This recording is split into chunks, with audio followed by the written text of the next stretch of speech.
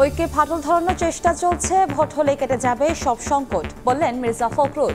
নির্বাচিত সরকারের কাছে ক্ষমতা হস্তান্তরে শীঘ্রই আসছে ভোটের রোডম্যাপ, জানালেন উপদেষ্টা।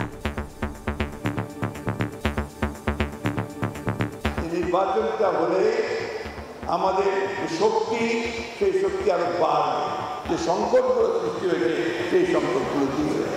আশা করছি যে খুব তাড়াতাড়ি একটি রোডম্যাপ এসে যাবে। আমাদের লক্ষ্য তো একটা, যে নির্বাচনের মাধ্যমে একটি নির্বাচিত সরকারের কাছে ক্ষমতা হস্তান্তর করা যথাশীঘ্র সম্ভব, সেই লক্ষ্যেই এই সরকার কাজ করছে। সংস্কার কমিশনের প্রতিবেদন পেলে দলগুলোর নিবন্ধন নিয়ে পরিকল্পনার ইঙ্গিত সিএসির। রিপোর্টটা পেলে তারা কি কি সুপারিশ দেয় এগুলো একটু পর্যালোচনা করে, তাহলে হয়তো আমরা সিদ্ধান্তে আসতে পারবো। কারা কারা নিবন্ধিত অবস্থায় থাকে, যারা যারা থাকবে তাদের নিয়ে নির্বাচন করবো। দেখছিলেন প্রধান শিরোনাম। রাত 11টার সময় সঙ্গে আছি আমি কনক আজাদ। এবার অন্যান্য শীর্ষ সংবাদ। দ্বিতীয় বোলিং অ্যাকশন পরীক্ষায়ও ব্যর্থ সাকিব, বল করতে পারবেন না আন্তর্জাতিক ক্রিকেটে। তৃতীয়বারে পাশ করলে উঠবে নিষেধাজ্ঞা, খেলা হচ্ছে না চ্যাম্পিয়ন্স ট্রফি। লন্ডন ক্লিনিকে চিকিৎসাধীন বেগম খালেদা জিয়া শারীরিক অবস্থা স্থিতিশীল। ব্রিফিংয়ে ব্যক্তিগত চিকিৎসক, সন্তান ও নাতনিদের কাছে পেয়ে প্রফুল্ল বিএনপি চেয়ারপারসন। শতাধিক পণ্যের শুল্ক কর বাড়ায়, জীবনযাত্রায় আবারও ধাক্কা। দ্রুত প্রত্যাহার দাবি জাতীয় নাগরিক কমিটির। সরকারের ওপর আস্থা কমবে মানুষের, বললেন রিজভী। বিনা পরোয়ানায় গ্রেফতারের ক্ষমতা সহ ফেরানো হচ্ছে পুরানো সাইবার আইন, অভিযোগ অধিকার কর্মীদের। সবার মতামত নেওয়ার আহ্বান গণমাধ্যম সংস্থার কমিশন প্রধানের। এবং অপরিকল্পিত উন্নয়নের খেসারত, 10,000 কোটি টাকার টানেল এড়িয়ে ঢাকা কক্সবাজার রুটের গাড়ি চলে শাহ আমানত সেতু দিয়ে। পটিয়া আনোয়ারায় সড়ক নির্মাণে মিলতে পারে মুক্তি।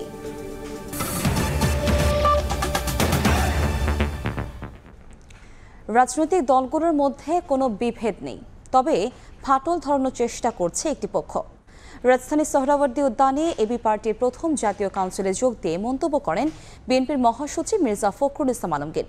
বলেন, ভোট দিলেই কেটে যাবে চলমান সংকট। এদিকে নয়াপল্টনে বিএনপির সিনিয়র যুগ্ম মহাসচিব রুহুল কবির রিজভী বলেন, শতাধিক পণ্য সেবায় ভ্যাট ও শুল্ক বৃদ্ধির কারণে অন্তর্বর্তী সরকারের প্রতি মানুষের বিশ্বাসে চির ধরতে পারে। রাজধানীর সোহরাওয়ার্দী উদ্যানে এবি পার্টির প্রথম জাতীয় কাউন্সিল ঘোষণা করা হয় নতুন কমিটি। মুজিবুর রহমান মঞ্জু চেয়ারম্যান ও সাধারণ সম্পাদক নির্বাচিত হন আসাদুজ্জামান ফুয়াদ। বিশেষ অতিথির বক্তব্যে নাগরিক ঐক্যের সভাপতি মাহমুদুর রহমান মান্না বলেন, দ্রুত নির্বাচন না দিলে সংকট আরও বাড়তে পারে। আমরা সংস্কার চাই, কিন্তু একই সাথে নির্বাচন চাই। আমরা যত তাড়াতাড়ি সম্ভব, যত যোগ্যতার সাথে সম্ভব সংস্কার করে নির্বাচন চাই, না হলে দেশ আরও বড় একটা সংকটের মধ্যে পড়তে পারে। প্রধান অতিথির বক্তব্যে বিএনপি মহাসচিব মির্জা ফখরুল ইসলাম আলমগীর বলেন, নির্বাচনী সংকট সমাধানের মাধ্যম আগে নির্বাচন চাই বা নির্বাচনের অস্থির হয়ে গেছে, বিষয়টা কিন্তু সেটা না। নির্বাচনটা কেন দ্রুত চাই? এই কারণে দ্রুত চাই যে নির্বাচনটা হলে আমাদের যে শক্তি, সেই শক্তি আরো বাড়বে। যে সরকার থাকবে, পার্লামেন্ট থাকবে, সে অনেক বেশি শক্তিশালী হবে। আর যে সংকটগুলো সৃষ্টি হয়েছে সেই সংকটগুলো দূর হয়ে যাবে। এদিকে নয়াপল্টনে বিএনপির কেন্দ্রীয় কার্যালয়ে সংবাদ সম্মেলনে দলটির সিনিয়র যুগ্ম মহাসচিব রুহুল কবির রিজভী বলেন, বেশিরভাগ পণ্যেই ভ্যাট বৃদ্ধির কারণে শুধু নিম্ন আয়ের মানুষই নয়, সংকটে পড়বে মধ্যবিত্তরাও। আন্তর্জাতিক আর্থিক প্রতিষ্ঠানগুলো চাপ দিলে তো জনগণ যে তারা যে ভয়ঙ্কর চাপে পড়বে, তারা যে পিষ্ট হতে থাকবে। ডক্টর ইউনূস সাহেবের সরকার, মানুষের যে আস্থা, সেই আস্থা তো পাঠ্যপুস্তকে বিএনপি ও জিয়াউর রহমান সম্পর্কে ভুল তথ্য ছড়ানো হচ্ছে বলে অভিযোগ রিজভীর। প্রতিপন্ন বিতর্কিত করার মাধ্যমে কোমলমতি শিক্ষার্থীদের মগজ ধোলাইয়ের প্রকল্প বাস্তবায়ন করতে। মাসুদুর রহমান, সময় সংবাদ, ঢাকা। যত দ্রুত সম্ভব নির্বাচিত সরকারের কাছে ক্ষমতা হস্তান্তর করতে চায় অন্তর্বর্তী সরকার। শীঘ্রই নির্বাচনী রোডম্যাপ আসছে বলেও জানিয়েছেন পররাষ্ট্র উপদেষ্টা। সকালে রাজধানীতে এক অনুষ্ঠানে কথা বলেন তিনি। এ সময় ভারতীয় গণমাধ্যম গত 4 মাস ধরে বাংলাদেশের বিরুদ্ধে অপপ্রচার চালাচ্ছে বলেও অভিযোগ করেন তৌহিদ হোসেন। আগামী জাতীয় সংসদ নির্বাচনকে কেন্দ্র করে সরগরম দেশের রাজনৈতিক অঙ্গন। চলতি বছরের শেষ দিকে কিংবা 2026 সালের শুরুতে জাতীয় নির্বাচন দেওয়ার কথা বললেও সুনির্দিষ্ট দিন তারিখ এখনও ঘোষণা করেনি অন্তর্বর্তী সরকার। যা নিয়ে রাজনৈতিক দলগুলোর নেতাদের বক্তব্যে শঙ্কা, উদ্বেগ ও কখনো প্রকাশ পাচ্ছে ক্ষোভ। প্রতিস্থাপন করতে পারি। এই অবস্থায় শনিবার রাজধানীর হোটেল সোনারগাঁওয়ে এক অনুষ্ঠানে জাতীয় নির্বাচন ও ক্ষমতা হস্তান্তর নিয়ে অন্তর্বর্তী সরকারের অবস্থান নিয়ে কথা বলেন পররাষ্ট্র উপদেষ্টা। জানান, নির্বাচন দিয়ে ক্ষমতা হস্তান্তরের প্রস্তুতি চলছে। আমাদের লক্ষ্য তো একটা যে নির্বাচনের মাধ্যমে একটি নির্বাচিত সরকারের কাছে ক্ষমতা হস্তান্তর করা যথাশীঘ্র সম্ভব, আমরা সেটা জানি এবং সেই লক্ষ্যেই এই সরকার কাজ করছে। আশা করছি যে খুব তাড়াতাড়ি একটি রোডম্যাপ এসে যাবে। আন্তর্জাতিক আইন লঙ্ঘন করে বাংলাদেশ সীমান্তে কাঁটাতারের বেড়া নির্মাণের চেষ্টা চালাচ্ছে ভারতীয় সীমান্তরক্ষী বাহিনী বিএসএফ, যাতে বাধা দিচ্ছে বিজিবি। অংশ নিয়েছে সাধারণ মানুষও। ভাবে বাংলাদেশ বিরোধী প্রচারণা সমস্ত পৃথিবীতে চলছে। পুরোভাগে আছে কিন্তু ভারতের মিডিয়া। তাদের প্রচারণা দেখলে মনে হবে যে এখানে যুদ্ধাবস্থা বিরাজ করছে, হিন্দুদেরকে সমানে কচুকাটা করা হচ্ছে। আমি আপনাদের কাছে অনুরোধ করব যে আপনাদের যেখানে যেটুকু সুযোগ আছে সেখানে আপনারা এটা যে সম্পূর্ণ মিথ্যা একটা প্রচারণা চলছে, এই সঠিক অবস্থানটিকে তুলে ধরা। বিদেশে বিএনপি কিংবা আওয়ামী লীগ সহ অন্যান্য রাজনৈতিক দলের পক্ষ নিয়ে মিছিল কিংবা স্লোগানে বাংলাদেশের ব্র্যান্ডিংয়ে নেতিবাচক প্রভাব ফেলছে বলেও মন্তব্য করেন পররাষ্ট্র উপদেষ্টা। শুভ খান, সময় সংবাদ, ঢাকা।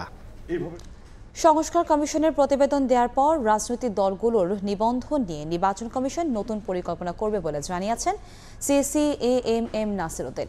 একদিনে সব স্থানীয় নির্বাচন করা সম্ভব নয় বলেও জানিয়েছেন তিনি। ভোটার তালিকা হালনাগাদ ও ত্রয়োদশ জাতীয় সংসদ নির্বাচন উপলক্ষে সিলেট জেলার নির্বাচন কর্মকর্তাদের সঙ্গে মতবিনিময় সভা করেন প্রধান নির্বাচন কমিশনার এএমএম নাসির উদ্দিন। শনিবার সকালে সার্কিট হাউজের সম্মেলন কক্ষে এ সভা হয়। সংস্কার কমিশনের নির্বাচন দেওয়ার পর রাজনৈতিক দলগুলোর নিবন্ধন নিয়ে নির্বাচন কমিশন নতুন পরিকল্পনা করবে বলে জানান সিইসি। আমাদের বিভিন্ন রিফর্মস কমিশন হয়েছে, তো আমাদের নির্বাচনী ব্যবস্থার যে সংস্কার কমিশনের রিপোর্টটা এখনো আমরা পাইনি। ও এই রিপোর্টটা পেলে তারা কি কি সুপারিশ দেয় এগুলো একটু পর্যালোচনা করে, তাহলে হয়তো এটা আমরা সিদ্ধান্তে আসতে পারবো। আমরা অপেক্ষা করছি তাদের রিপোর্টের জন্য। জাতীয় পরিচয়পত্র সংশোধনে আর্থিক দুর্নীতির সঙ্গে যারা জড়িত ছিলেন তাদের আইনের আওতায় আনা হবে বলেও জানান প্রধান নির্বাচন কমিশনার। একদিনে সব স্থানীয় নির্বাচন করা সম্ভব নয় বলেও মত তার। পত্রিকায় দেখছি অনেকে বলছেন যে একদিনে সব লোকাল গভর্নমেন্টের নির্বাচন করার সুপারিশ কেউ কেউ করছেন। বিষয়টি আমরা পরীক্ষা করে দেখেছি, এটা কোনো মতেই সম্ভব নয়। এটা কোনো বাস্তবায়নযোগ্য কোনো পরামর্শ নয়। অনুষ্ঠানে সাংবাদিকদের প্রশ্নের জবাবে সিইসি বলেন, জাতীয় নির্বাচন নিয়ে প্রধান উপদেষ্টা যে রোডম্যাপের কথা বলেছেন সেই অনুসারে কাজ করছে নির্বাচন কমিশন। এই এক নম্বর কথা। আমিনুল ইসলাম, সময় সংবাদ, সিলেট। লন্ডন ক্লিনিকে চিকিৎসাধীন বেগম খালেদা জিয়ার শারীরিক অবস্থা স্থিতিশীল আছে বলে জানিয়েছেন তার ব্যক্তিগত চিকিৎসক এজেড জাহিদ হোসেন। ছেলে ও নাতিদের কাছে পেয়ে বিএনপি চেয়ারপারসন প্রফুল্ল আছেন বলেও জানান তিনি। যুক্তরাজ্যের স্থানীয় সময় দুপুরে ব্রিফ করেন এজেড জাহিদ হোসেন। বলেন, লন্ডনে চিকিৎসা শুরুর পর শারীরিকভাবে বেগম জিয়া আগের চেয়ে অনেকটাই সুস্থ। বাংলাদেশ থেকে যাওয়া মেডিকেল বোর্ডের সদস্যরা ছাড়াও তার চিকিৎসার তত্ত্বাবধানে আছেন লন্ডনের নামি দামি চিকিৎসকরা।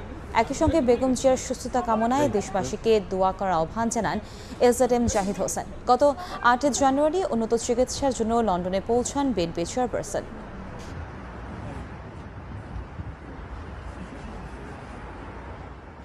বাংলাদেশে যে অবস্থায় ছিল তার চেয়ে বেশি অনেকটা সুস্থ আছেন, উৎফুল্ল আছেন। পরীক্ষা নিরীক্ষার পরবর্তীতে চিকিৎসার মধ্যে গতকাল বিকেল থেকে কিছু পরিবর্তন আনা হয়েছে শারীরিকভাবে ওনাকে আরও সুস্থ রাখার জন্য এবং তার সুস্থতা যাতে এত দ্রুত হয় সেসব বিষয়ের দিকে খেয়াল রেখে আমাদের চিকিৎসকদের সাথে পরামর্শক্রমে এবং ওনাদের নিজস্ব যে গাইডলাইন, নিজস্ব যে প্রোটোকল লন্ডন ক্লিনিকের, সেই অনুযায়ী ওনার চিকিৎসা ওনারা চালিয়ে যাচ্ছেন।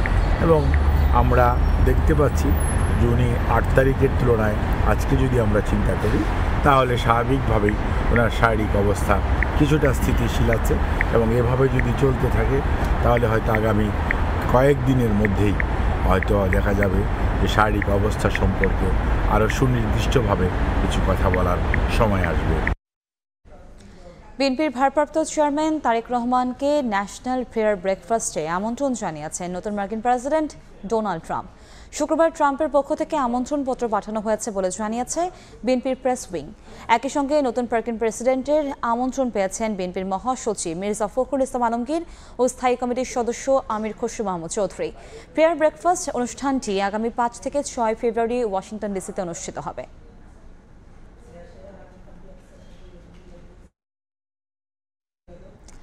প্রতিটি দল নিজেদের সুবিধা নিয়ে ব্যস্ত, কেউ দেশে চিন্তা করছে না বলে মন্তব্য করেছেন জাতীয় নাগরিক কমিটির মুখ্য সংগঠক সার্জিস আলম।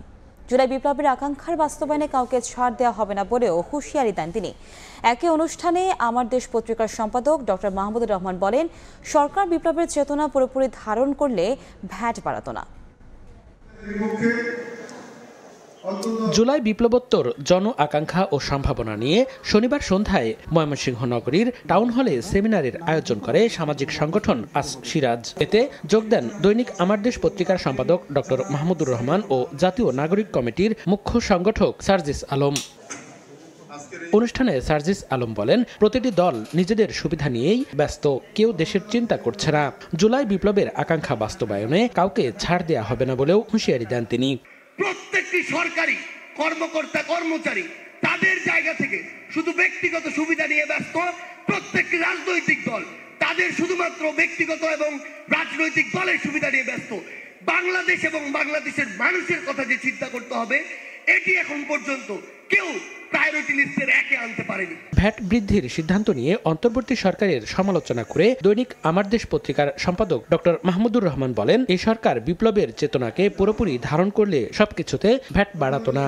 যদি সত্যি বাংলাদেশের ইকোনমির জন্য এটা প্রয়োজন হয়ে থাকে রেভিনিউ বাড়ানো, তাহলে সবার সাথে আলোচনা করে যেখানে গরিবের কষ্ট হবে না এরকম জায়গায় তাদের ভ্যাট বাড়ানো উচিত ছিল। এদিকে জুলাই বিপ্লবের রূপরেখা তুলে ধরে চট্টগ্রামে লিফলেট বিতরণ করেছেন বৈষম্য বিরোধী ছাত্র আন্দোলন। এ সময় জুলাই ঘোষণাপত্র প্রকাশে বাধা সৃষ্টি করতে দেশি বিদেশি নানা ষড়যন্ত্র চলছে বলে মন্তব্য করেন মুখ্য সংগঠক আব্দুল হান্নান মাসুদ। যাতে জুলাই প্রক্লেমেশন না হয় সেই ক্ষেত্রে বিভিন্নভাবে বিভিন্ন জায়গা থেকে ষড়যন্ত্র করা হচ্ছে।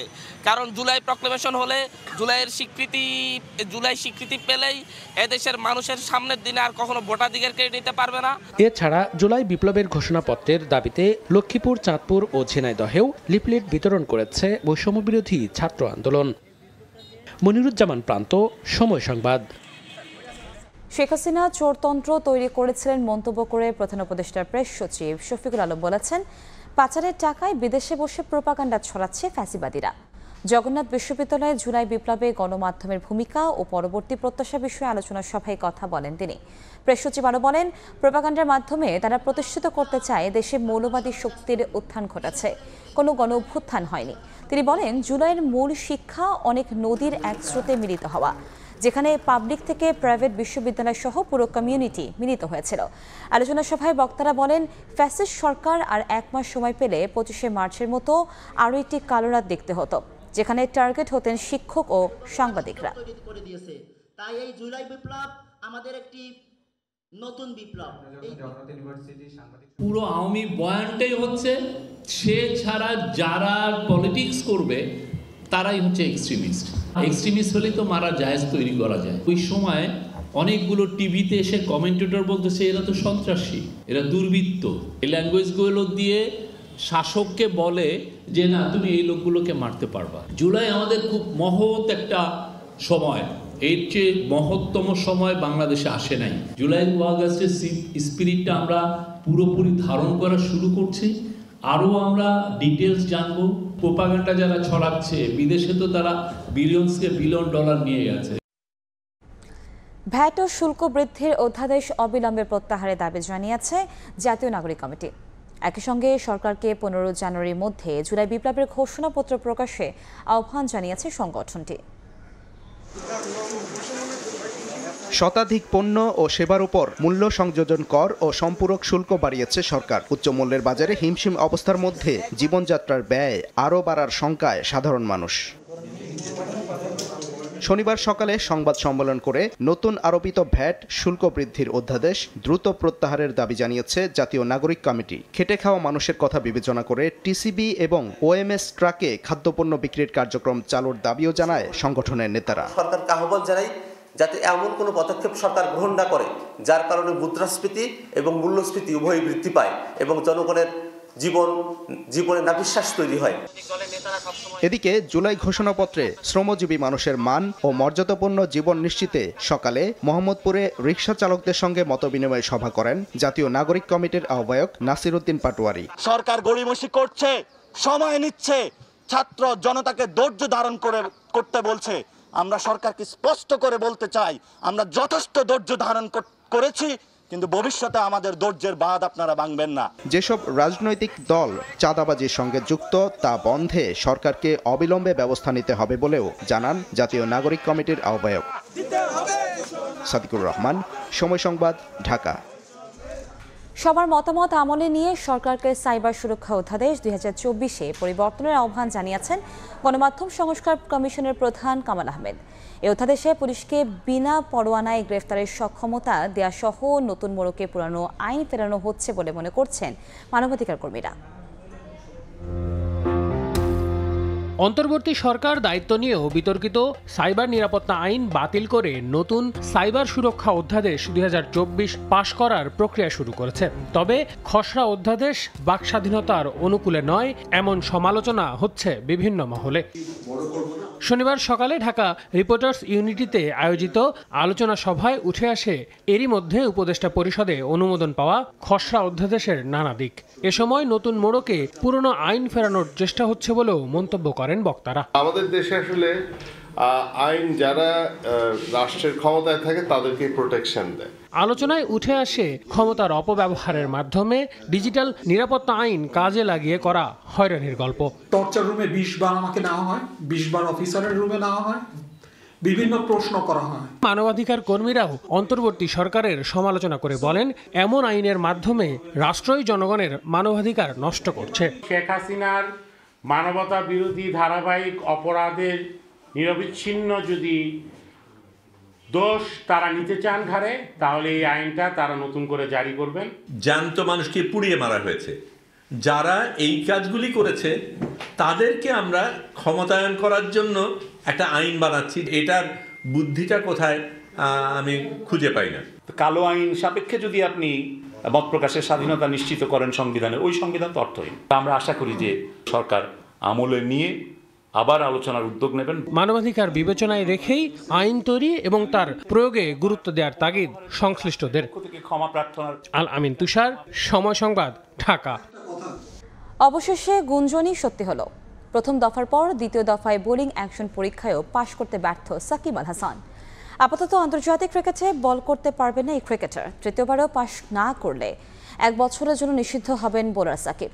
শনিবার রাতে আনুষ্ঠানিক বিবৃতিতে বিষয়টি নিশ্চিত করেছে বাংলাদেশ ক্রিকেট বোর্ড। নক্ষত্রেরও পতন হয়, তবে টাইগার ক্রিকেটের সবচেয়ে বড় তারকার এমন পতন হার মানাবে যে কোনো গল্প কিংবা উপন্যাসকে। আন্তর্জাতিকে 700 উইকেটের মালিক 17 বছরের ক্রিকেটের ক্যারিয়ার শেষে নিষিদ্ধ হলেন অবৈধ বোলিং অ্যাকশনের কারণে। তাও একবার না, ইংল্যান্ডের পর ভারতের পরীক্ষাগারেও ব্যর্থ সাকিব। গত মাসে চেন্নাইয়ে দেয়া বোলিং অ্যাকশন পরীক্ষায় উতরাতে ব্যর্থ সাকিব। তাতে ইসিবির দেয়া নিষেধাজ্ঞা আপাতত কার্যকর থাকছে সাকিবের ক্ষেত্রে। যদিও সুযোগ আছে তৃতীয়বারের মতো পরীক্ষা দেবার, তবে তা দেয়ার আগে অনেক হিসেব নিকেশ সাবেক বিশ্বসেরা অলরাউন্ডারের সামনে। আইসিসির নিয়ম বলছে তৃতীয় দফায় ফেল করলে 1 বছরের জন্য নিষিদ্ধ হবেন বোলার সাকিব। অর্থাৎ এই পোস্টার বয়ের সামনে এখন অগ্নি পরীক্ষা। তবে তৃতীয়বারে পাশ করলে কি হবে? পাশ করলেও সাকিব থাকবেন নজরদারিতে। স্বীকৃত ক্রিকেটে সাকিবের বোলিং অ্যাকশন নিয়ে আম্পায়ার অভিযোগ তুললে আবারও দিতে হবে পরীক্ষা। যদিও সাকিব স্রেফ ব্যাটার হিসেবে খেলতে পারবেন যে কোনো ধরনের ক্রিকেট, পারবেন বোলিং প্র্যাকটিসটাও সারতে, তবে তা শুধুমাত্র বাংলাদেশের ঘরোয়া ক্রিকেটে। যদিও সাবেক সংসদ সদস্য দেশে এসে খেলতে পারবেন কিনা সেটাই এখন বড় প্রশ্ন। সাব্বির মিথুন, সময় সংবাদ। অপরিকল্পিত উন্নয়নের 10,000 কোটি টাকার টানেল যানবাহন শূন্য থাকলেও শাহ আমানত সেতুতে সৃষ্টি হচ্ছে অসহনীয় যানজট। ঢাকা কক্সবাজার রুটের সব গাড়ি টানেল এড়িয়ে এই পথ ব্যবহার করায় যানজট পরিস্থিতি ভয়ঙ্কর হয়ে উঠছে। পটিয়া এবং আনোয়ারা থেকে নতুন সড়ক নির্মাণ করে চলাচল পতেঙ্গামুখী করা না গেলে যানজট সামাল দেওয়া সম্ভব নয় বলে মত বিশেষজ্ঞদের। সাক্ষাৎকার ক্যামেরায় কমলদের রিপোর্ট। নগরীর যানজট নিরসনে কর্ণফুলী নদীর তলদেশ দিয়ে 10,000 কোটি টাকা খরচ করে তৈরি করা হয়েছে এই টানেল। কথা ছিল দৈনিক এই টানেল দিয়ে গাড়ি চলাচল করবে 18,500, চলছে 4,000-এরও কম। টোল কমিয়ে ফেলে মানুষকে যদি উৎসাহিত করা যায় এবং অন্য লিঙ্কগুলিতে কমপ্লিট করা যায়, তাহলে আমাদের হয়তো মনে হয় যে আমাদের টার্গেটের 60-70% পর্যন্ত আমরা 2-4-5 বছরের মধ্যে আমরা পৌঁছাতে পারবো। বন্দরনগরী চট্টগ্রামের প্রবেশ মুখ শাহ আমানত সেতু মূলত পর্যটন নগরী কক্সবাজার বন্দরনগরী চট্টগ্রামকে রাজধানী ঢাকার সাথে যুক্ত করেছে এই সেতু।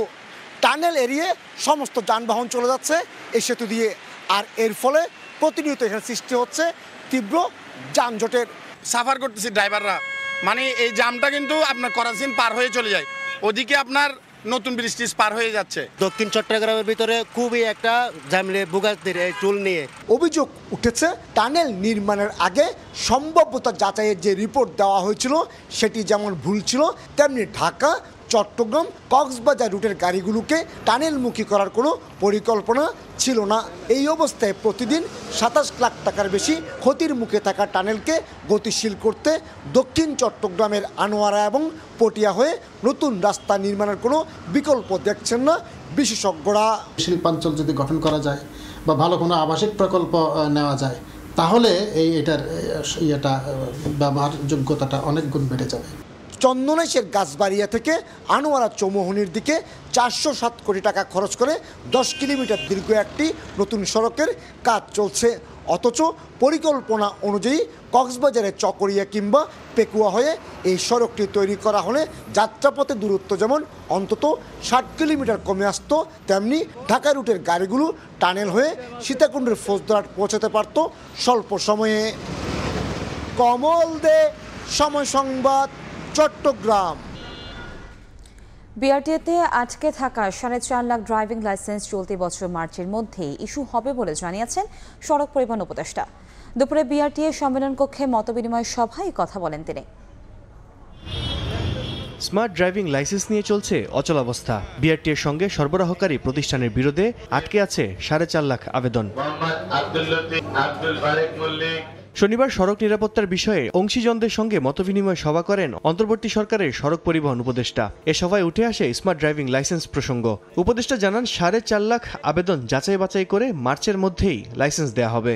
ড্রাইভিং লাইসেন্স এবং এই সব ফিটনেস ইস্যু করার একটা প্রক্রিয়াটা অনেক জটিল, এটা বজ্র আটুনি ফসকা গিরো। এখন থেকে লাইসেন্স দেওয়ার ব্যবস্থাটা আরও সহজ করা হবে, কিন্তু এফেক্টিভ করা হবে, মানে শুধুমাত্র যিনি নিরাপদে গাড়ি চালাতে পারবেন তাকে আমরা লাইসেন্স দেওয়ার ব্যবস্থা করব। সড়ক উপদেষ্টা জানান ড্রাইভিং লাইসেন্স দেওয়ার প্রক্রিয়া আরও সহজ করার পাশাপাশি ড্রাইভারদের দক্ষ করার উদ্যোগ নেওয়া হবে। ড্রাইভারের প্রশিক্ষণের উপর জোর দেব, ড্রাইভারের দৃষ্টিশক্তি ঠিক আছে কিনা আই টেস্ট এটার উপর জোর দেব, এবং ড্রাইভার এই যে ডোপ টেস্ট যে মাদকাসক্ত কিনা সেটার উপরে আমরা জোর দেব। দুর্ঘটনার জন্য সড়কে ত্রুটি থাকলে এর দায় সড়ক ও জনপথ অধিদপ্তরের, আর চালক বা গাড়ির ত্রুটি থাকলে বিআরটিএকে দায় নিতে হবে বলে জানান সড়ক পরিবহন উপদেষ্টা। এইসব দুর্ঘটনার জন্য বিআরটিএর সংশ্লিষ্ট অফিসারকে সরাসরি দায়ী করা হবে। আল কাসির, সময় সংবাদ, ঢাকা। আইইডিসিআর এর গবেষণায় দেশে 5 জনের শরীরে ব্যাকটেরিয়া ভাইরাসের নমুনা পাওয়া গেছে। বাদুড়ের মাধ্যমে ছড়ানো এই ভাইরাসের উপস্থিতি মানবদেহে পাওয়ার ঘটনা এটি প্রথম, যা ছড়াতে পারে আক্রান্ত ব্যক্তির হাঁচি কাশির মাধ্যমে। সতর্কতা হিসেবে খেজুরের কাঁচা রস পান থেকে বিরত থাকার পরামর্শ দিয়েছেন জনস্বাস্থ্য বিশেষজ্ঞরা। প্রতি বছর খেজুরের রস পানে নিপা ভাইরাসে আক্রান্ত হন অনেকে। তেমনই লক্ষণ দেখে সম্প্রতি 48 জনের নমুনা পরীক্ষা করে রোগতত্ত্ব, রোগ নিয়ন্ত্রণ ও গবেষণা ইনস্টিটিউট আইইডিসিআর। এতে নিপা ভাইরাসের নমুনা না মিললেও 5 জনের শরীরে পাওয়া যায় ব্যাড রিও ভাইরাস, যা প্রথমবারের মতো শনাক্ত হলো দেশে। এ ভাইরাসের উপস্থিতি সাধারণত বাদুড়ে পাওয়া যায় এবং এটি করোনার মতো ছোঁয়াচে না হলেও আক্রান্ত ব্যক্তির হাঁচি কাশির মাধ্যমে ছড়াতে পারে। এ ভাইরাসে বেশি আক্রান্ত হন শিশু ও বয়স্করা। আক্রান্ত হলে শ্বাস প্রশ্বাসের সমস্যা, জ্বর, মাথা ব্যথা, বমি ও ডায়রিয়ার মতো লক্ষণ দেখা দেয়। মারাত্মক হলে নিউমোনিয়া, এমনকি মস্তিষ্কের প্রদাহ দেখা দিতে পারে বলে জানান বিশেষজ্ঞরা। রিও ভাইরাসের চিকিৎসা পদ্ধতি এখনো আবিষ্কৃত হয়নি, তাই এর সংক্রমণ হার নিয়ন্ত্রণে গবেষণার উপর জোর দিলেন আইইডিসিআর এর সাবেক প্রধান বৈজ্ঞানিক কর্মকর্তা মুস্তাক হোসেন। একজন রিও ভাইরাসে আক্রান্ত ব্যক্তির সংস্পর্শে এসে অন্যজন হয়েছে কিনা। নিপা ভাইরাসের টিকা বের করার চেষ্টা করা হচ্ছে, এটার সাথে হয়তো এটাও গবেষণার মধ্যে এখন যুক্ত হবে। আমাদের হ্যান্ড হাইজিন যদি খারাপ থাকে সেভাবে আমাদের খাওয়া বা মুখের মাধ্যমে প্রবেশ করতে পারে। এই ভাইরাসটা তেমন কোনো প্রাণ সংহারী নয়, সুতরাং আমাদের ভয় পেলে চলবে না। এটি মহামারী রূপে ছড়িয়ে পড়ার তেমন কোনো আশঙ্কা নেই এবং এ কারণে আতঙ্কিত নয়। আমরা বলবো কারো জ্বর বা ডায়রিয়া হলে তিনি তার নিকটস্থ চিকিৎসকের পরামর্শ নেবেন। রিও ভাইরাস থেকে সুরক্ষার জন্য খেজুরের রস পান পরিহারের পরামর্শ জনস্বাস্থ্য বিশেষজ্ঞদের। আবু সাইদ নিশান, সময় সংবাদ, ঢাকা। উপমহাদেশের বিশিষ্ট আইনবিদ, ভাষা সংগ্রামী ও সাবেক প্রধান বিচারপতি সৈয়দ মাহবুব মোর্শেদের ১১৪তম জন্মবার্ষিকী আজ। শ্রদ্ধা জানিয়েছেন আইনজীবীদের বিভিন্ন সংগঠন ও সামাজিক সাংস্কৃতিক প্রতিষ্ঠান। সকালে রাজধানীর বনানীতে তার কবরে ফুল দিয়ে শ্রদ্ধা জানান সৈয়দ মাহবুব মোর্শেদের স্মৃতি সংসদ। এ সময় তার জ্যেষ্ঠ পুত্র সৈয়দ মাহবুব মোর্শেদ বলেন, মানবাধিকার আন্দোলনের অন্যতম পথিকৃৎ ছিলেন তার পিতা। বলেন, ১৯৪০ সাল থেকে জীবদ্দশার সব প্রগতিশীল আন্দোলনে যুক্ত ছিলেন তিনি। পাঠ্য বইয়ে সৈয়দ মাহবুব মোর্শেদ সহ গণতন্ত্র ও মানবাধিকার প্রতিষ্ঠায় অবদান রাখা ব্যক্তিদের কথা উল্লেখ করার অনুরোধ তার।